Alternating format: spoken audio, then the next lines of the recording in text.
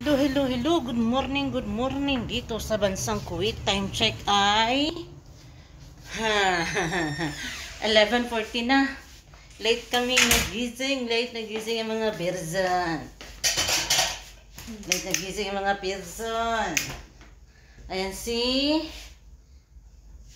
Ilocano ng Madalang. Pero bago ang lahat, mag-i-intro muna ako.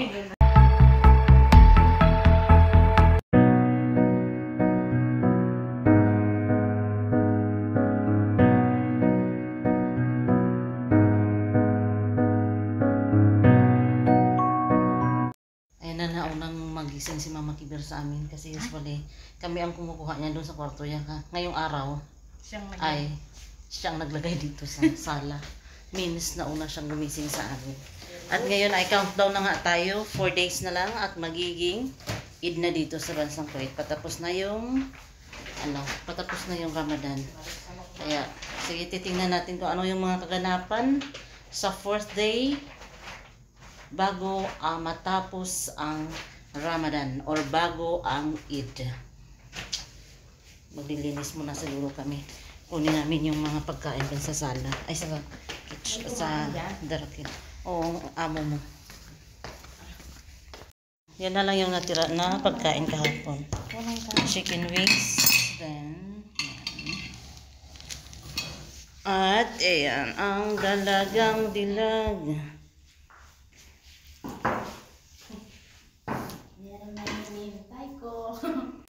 At ito na tayo. Nandito na naman tayo sa ating hapagkainan. Meron tayo ditong blueberry na panghimagas mamaya. Meron tayong white rice.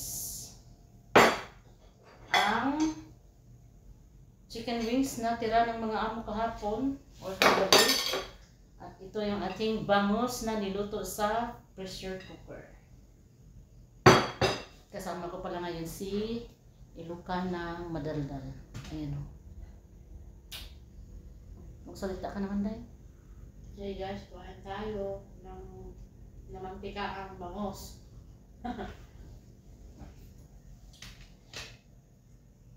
Ayan na. Kapangit ba? Okay.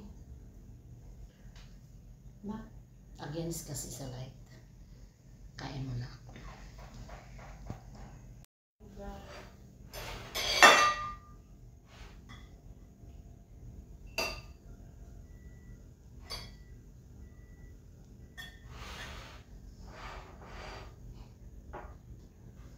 At meron din tayo dito yung ginawa namin ng bata kahapon, ang kubos arog, sambusak, at saka ang sandwich. Ito lang yung natira kahapon or kagabi. Ngayon kakainin lahat.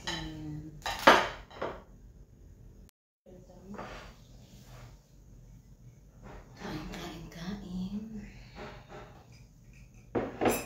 Maingay na yung sakit namin kasi mag-umpisa na. Time check pala dito ay 1 o'clock talaga. Exact 1 o'clock.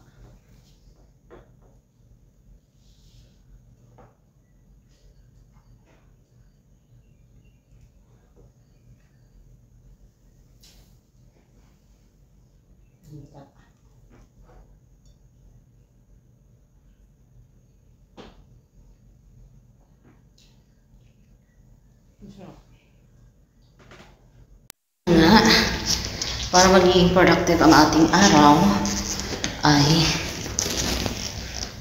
ito na yung bag na dala-dala ng aking amo sa kanyang swimming lesson. Pinipare ko na para mamaya ready na.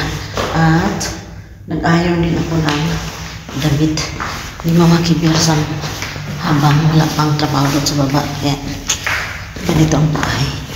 Dapat marunong tayong gumamit ng ating oras para walang oras na masayang.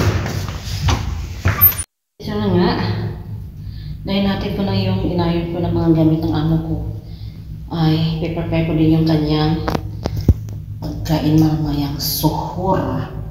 At hindi ko kayo dala habang pababa ako dahil ang aking kamay ay mayroong dala-dala. Dahil dadalhin ko pa yung or ihahatid ko pa din yung damit ni Mama Kiber doon sa baba. Kita-kits sa baba.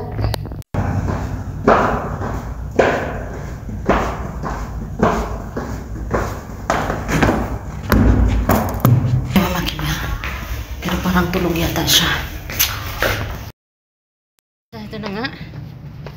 Tingnan natin yung kasama natin dito sa labas. Ako'y nagugulat! Hingi ako ng ano ha? Sabon.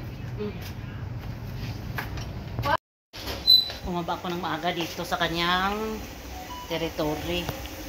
Ayan na yung kanyang niluluto. Meatballs with mushroom. Patay ng kutsara dahil ating tikman. Titikman natin ang ating bismillah.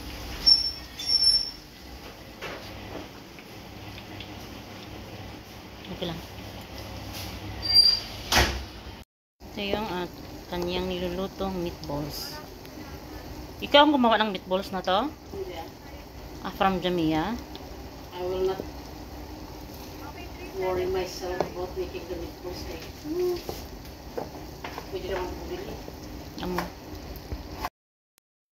Creamy meatballs with mushroom na ilalagay siya sa rice. Ayan. Yummy, yummy. Ang creamy meatballs with mushroom na may halong kanin. Look ng ating creamy meatballs with mushroom. Nalagay ko na siya sa second. 4 days na lang at magiging Eid na. Natapos ng ating Ramadan at mayroong nagbigay ng pagkain. Ayan. Ano to? Meron tayong kufta. Ito naman ay kuba. Ito naman ay rice with onion. At ay harissa. Ngayon ilalagay natin siya sa sakan. Ilalagay muna natin sa sakan. Ayan si i-on mo muna yung sakanday. Thank you. Ilalagay natin ang blessing na pagkain galing sa labas. Ready na. Mayroon pa dito. Isang batch pa. May dalawa pa guys. Isa pa pala. Ayan pa yung isa ay dadalhin ni Luka ng magandang. Ayan. Usap kasi siya. May blessing galing sa ibang bahay. Tiba-tiba na naman tayo nito mamaya. Nailagay na natin sa sakan. Mamaya ay kukunin na lang yun bago kainan tayo. Bago na tayo doon. Hindi na ako muna bababa. Mag-prepare muna ako ng aking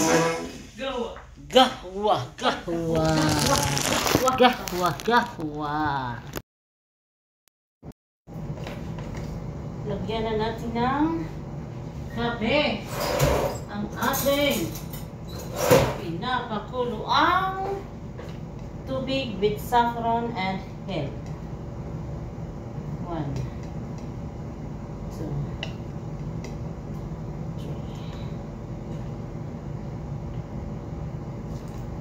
Lulutuin natin siya ng 20 minutes.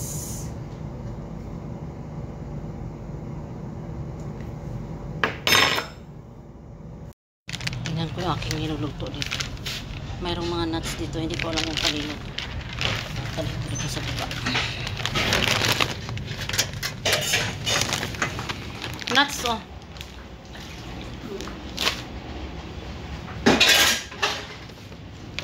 Bismillah, hindi ka sunog. Muntik na masunog yung aking niluluto sa baba. Balik tayo dito sa taas. Tikman natin yung ating kape na Kuwaiti. Arabic coffee. Bismillah. Parang okay na yung amoy niya eh. Oh, pero yung mas maganda yung unang ginagawa mo ba? Yan parang malagnaw. Right? Okay na. Lipat ko na sa mantara. Lipat na natin.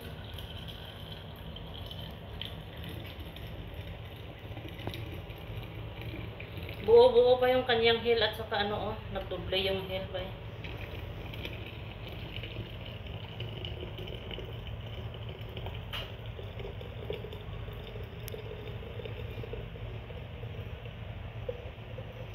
Mamimiss ko ang pagtimpla ng pagluto ng gawa na to.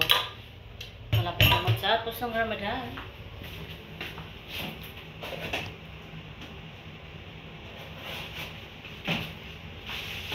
Punasan natin. Ayan. At ating tatakpan. Para hindi siya lumamig. Ayan. I-serve na natin doon sa sala. Hindi pa natin siya ilalagay. Para ready na ang lahat.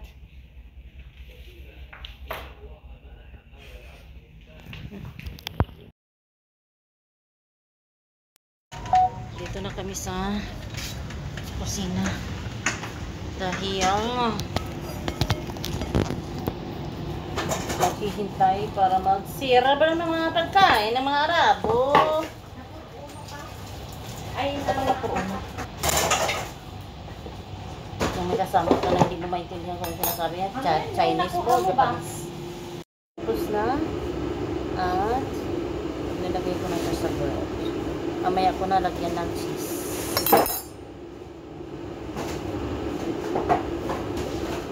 Kunin ko yung ito. Shake mo. Nagpe-prepare na siya ng kanyang chamander salad. Nilagyan niya ng asin at saka olive oil with the lemon.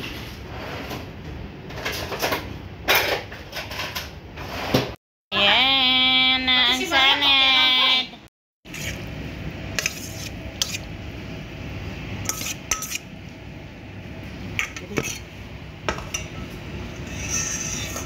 I believe I can fly. Umpisa na tayo magtawag nito, maghakot. Mayroon tayo dito spring roll, kuba, at sambusa. Muntik na namang makalimutan ang shorba. Ito yung mga pagkain ngayon para sa mga amo at mayroon din doon sa sakan. Ayan. Ayan si Ilocanang Madaldal at si Marites Sonyo. Ayan. Okay, si-serve na natin. I believe I can fly. Siniserve na ni Ilocanang Madaldal yung pagkain.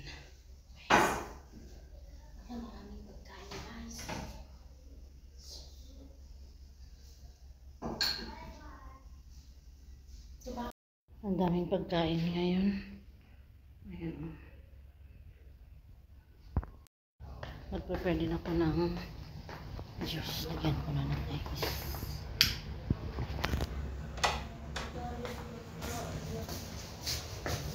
Ingat kami. Lalong-lalo na si Ilocanang Madaldal dahil naaga kaming nag-serve. Ang kain nila is 6:04 at 5 minutes to 6 pa lang ay naka-serve na namin. Kaya, getting pretty ang mga person.